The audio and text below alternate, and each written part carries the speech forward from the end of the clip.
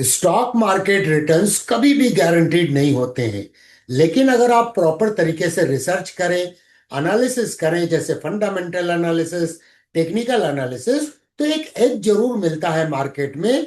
पर उसके बावजूद रिस्क मैनेजमेंट को हम इग्नोर नहीं कर सकते। दोस्तों, H2 2025 शुरू हो चुका है और दो सेक्टर्स का कंपटीशन गर्म होता हुआ चला जा रहा है। एक तरफ है एफएमसीजी, जो हर दिन की जरूरत है। दूसरी तरफ है ऑटो, जो एस्पिरेशनल है। दोनों में करेक्शन के बाद रिकवरी के साइन कुछ नजर आ रहे हैं। लेकिन क्वेश्चन ये है, आगे का लीडर कौन बनेगा? Why compare FMCG versus auto now?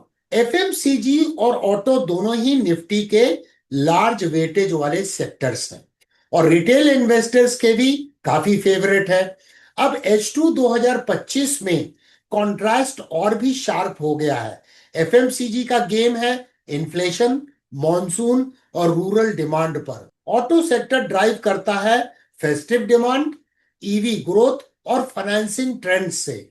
दोनों सेक्टर में रीसेंट करेक्शन के बाद अब बाउंस आया है। इस वीडियो में हम वैल्यूशन, सेंटिमेंट और मैक्रो टेलविंड समझेंगे और लास्ट में चार्ट्स के थ्रू कंक्लूजन तक पहुंचने की कोशिश करेंगे। Sector valuation and growth data.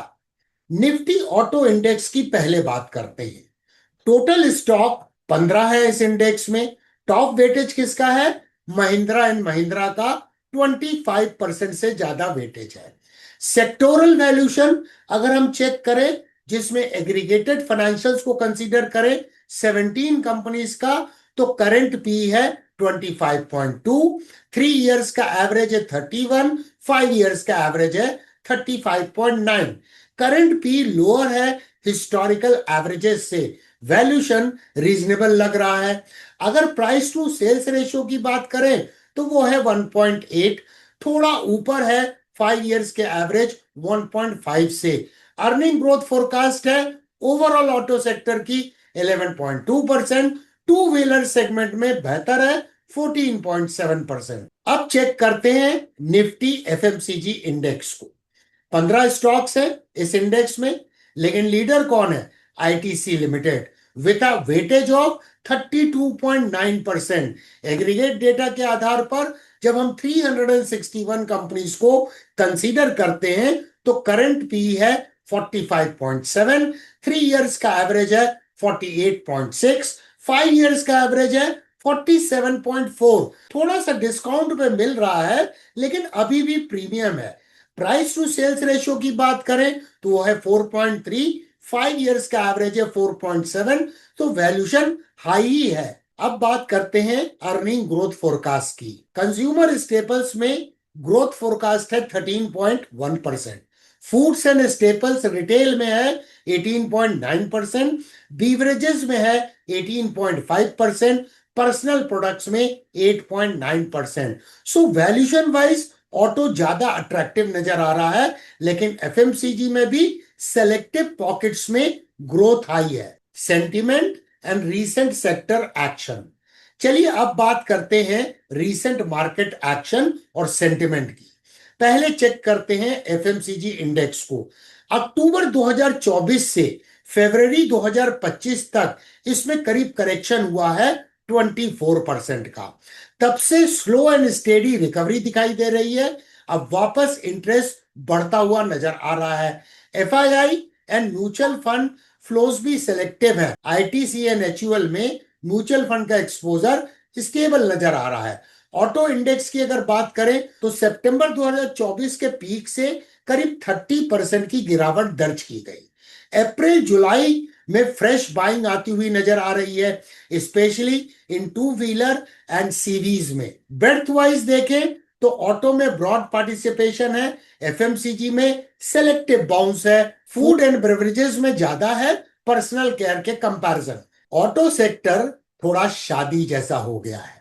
Entry धमाकेदार, फोटो शोटो के बाद में थोड़ा थक जाता है, लेकिन जब डिस्काउंट मिलता है तो सब लोग फिर से लाइन में लग जाते हैं।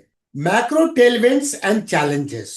एफएमसीजी सेक्टर टेलविंड्स क्या है? मॉनसून अच्छा रहा तो रूरल डिमांड अपलिफ्ट हो सकती है।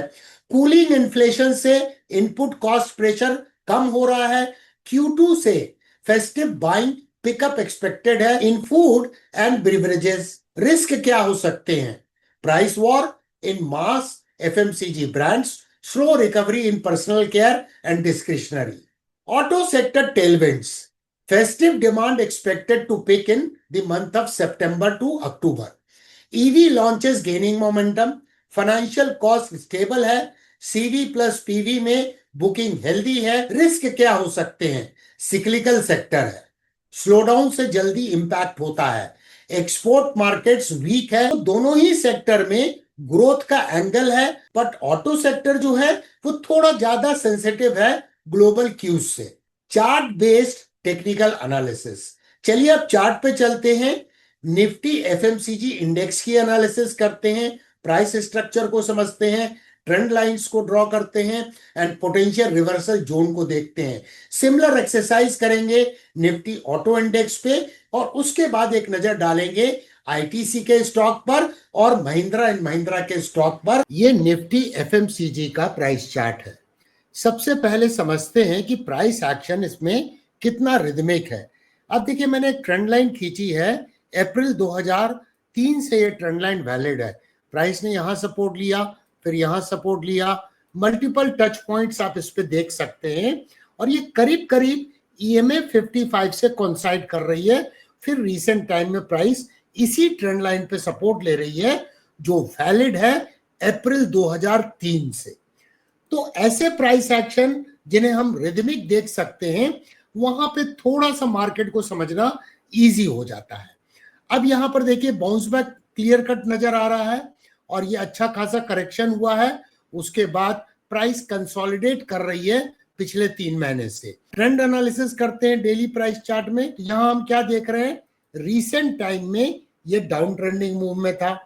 यहां देखिए प्राइस ट्रेड होने लगी सारे मूविंग एवरेजेस के नीचे और SMA 144 का स्लोप भी इंक्लाइनिंग डाउन हो गया। वैसे तो प्राइस अभी भी SMA 200, SMA 233 के नीचे ट्रेड हो रही है, लेकिन यहां पर हम एक डबल बॉटम का फॉर्मेशन देख सकते हैं जिसका ये अपेक्स है, जहां प्राइस सपोर्ट लेती हुई नजर आ रही है। क्या कुछ और चार्ट पैटर्न हम देख सकते हैं? तो मैं आपको एक ट्रेंड लाइन खींच के दिखाता हूं। ये ट्रेंड लाइन को ध्यान से देखिए। ये ट्रेंड लाइन एक नेक लाइन है, ये प्राइस का रेजिस्टेंस है और यहाँ देखिए लेफ्ट शोल्डर है, हेड का फॉर्मेशन है, ऑफ कोर्स मल्टी हेड्स का फॉर्मेशन है और ये राइट शोल्डर है। जब इसका ब्रेकआउट होगा तो even inverse head and shoulder का भी ब्रेकआउट होता हुआ नजर आएगा। अगर इसकी RS एनालिसिस करें तो ये फिलहाल निफ्टी 50 से अंडर परफॉर्म कर रहा है क्योंकि RS जो है जीरो लाइन के नीचे है। अब ये निफ्टी ऑटो इंडेक्स का मंथली टाइम फ्रेम में प्राइस चार्ट है। यहां हम क्या देखते हैं कि हिस्टोरिकली प्राइस ऊपर जाती है और काफी मेजर करेक्शन होता है और ये रीसेंट टाइम में अगर देखें तो काफी लंबे पीरियड का ये राउंडिंग बॉटम पैटर्न था। यहां इसका ब्रेकआउट हुआ, कई महीनों तक प्राइस ने नेकलाइन के पास में कंसोलिडेट किया। अगर इसको फिबोनाची एक्सपेंशन टूल का इस्तेमाल करके अगर हम इसे प्रोजेक्ट करें तो देखिए 61.8% पे प्राइस सपोर्ट ले रही है जो कि कॉन्फ्लुएंस है EMA 21 का। अब निफ्टी ऑटो को हम डेली प्राइस चार्ट में देख रहे हैं। रिसेंट टाइम में ये डाउन ट्रेंड में था, यहाँ पे लोअर लो बनाने की प्रक्रिया समाप्त हुई, प्राइस सभी मूविंग एवरेज के नीचे में ट्रेड हो रही थी इस जोन में। अब प्राइस का स्ट्रक्चर हायर हाइज का तो बना नहीं है एग्जैक्टली, बट बनने की कोशिश कर रहा है। क्यों मैं ऐसा बोल रहा हूं, EMA 55 ने SMA 144 को क्रॉसओवर कर लिया है और इवन EMA 55 ने SMA 200 को भी क्रॉसओवर कर लिया है, तो गोल्डन क्रॉस होता हुआ नजर आ रहा है। इमीडिएट प्रॉब्लम कहां है? ये देखिए सीरियस रेजिस्टेंस है, प्राइस बार बार यहां से रिजेक्ट हो रही है। तो अगर इसका ब्रेकआउट होगा तो आपको इनवर्स हेड एंड शोल्डर नजर आएगा। ये लेफ्ट शोल्डर है, हेड का फॉर्मेशन है और ये राइट शोल्डर है। अब हम मंथली प्राइस चार्ट को देख रहे हैं। ITC लिमिटेड FMCG सेक्टर का एक जाइंट स्टॉक है, सबसे ज्यादा वेटेज है निफ्टी FMCG में। तो यहां पर देखिए मासिव इंपल्स के बाद में जब ये करेक्शन हुआ तो प्राइस ने कहां सपोर्ट लिया? EMA 21 पे। इसके पहले भी यहाँ पे EMA 21 पे कंसोलिडेट किया और अभी फिलहाल ये EMA 21 के पास में कंसोलिडेट कर रहा है, which indicates there is a lack of downside momentum. अब ITC लिमिटेड के डेली प्राइस चार्ट को हम देख रहे हैं NSE इंडिया पर। ये डाउन ट्रेंडिंग मूव में था। यहां पे टिपिकल अक्यूमुलेशन फेज देख सकते हैं, जिसका ब्रेकआउट हुआ और ब्रेकआउट के बाद में प्राइस कंसोलिडेट कर रही है। अगर हम इस काउंटर ट्रेंड लाइन को देखें तो प्राइस का रिजेक्शन, प्राइस का रिजेक्शन, प्राइस का रिजेक्शन। तो अगर इसका ब्रेकआउट होता है तो हमें एक और रिवर्सल चार्ट पैटर्न नजर आएगा। ये लेफ्ट शोल्डर हो सकता है, ये हेड है, मल्टी हेड्स, एंड यहाँ पर right shoulder consolidation in process है। इसका ब्रेकआउट जब भी होगा तो इसमें अपसाइड मोमेंटम डेवलप होने की संभावना है। फिलहाल तो इसका ट्रेंड डाउनवर्ड है, क्योंकि प्राइस करंटली सारे क्रिटिकल मूविंग एवरेजेस के नीचे ट्रेड हो रही है। ऑल्दो हम यहाँ बोल सकते हैं कि ये अक्यूमुलेशन फेज से बाहर आ चुका है, यानी कोशिश कर रहा है मार्कअप फेज में जाने की। अब हम देख रहे हैं महिंद्रा एंड महिंद्रा NSE के ऊपर में। यहाँ देखिए राउंडिंग बॉटम पैटर्न का ब्रेकआउट हुआ था, और अगर इसको फिबोनाची एक्सपेंशन टूल इस्तेमाल करें तो 100% एक्सपेंशन के पास में ये स्ट्रगल कर रहा है, क्योंकि उस लेवल को इसने अचीव किया है। उसके बाद में ये प्राइस कंसोलिडेट कर रही है, यानी जैसे ही इसका ब्रेकआउट होगा तो यहां पर हमें बुलिश फ्लैग का भी ब्रेकआउट होता हुआ नजर आएगा, और तब इसमें अपसाइड मोमेंटम डेवलप हो सकता है। एक नजर डेली प्राइस चार्ट में डालते हैं, तो डेली प्राइस चार्ट में हम क्या देखते हैं, ये स्टॉक भी एक डाउन ट्रेंडिंग मूव में आ गया था। अब यहाँ मार्केट स्ट्रक्चर जो है हायर हाइज का एंड हायर लोज का बनता हुआ नजर आ रहा है।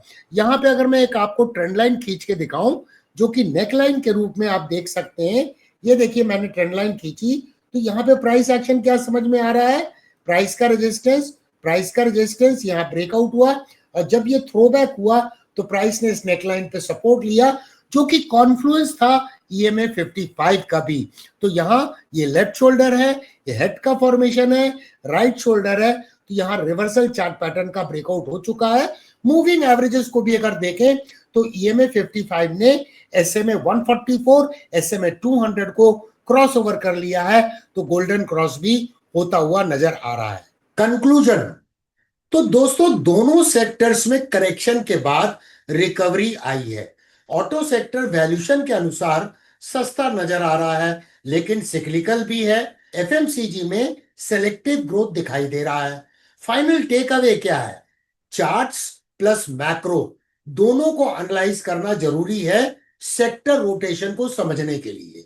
और अगर आप सीखना चाहते हो कि किस तरह से प्राइस एक्शन और मार्केट फेज को आइडेंटिफाई करते हैं, तो जीरो टू हीरो प्लेलिस्ट जरूर देखिए। Learning never stops with DK Sinha.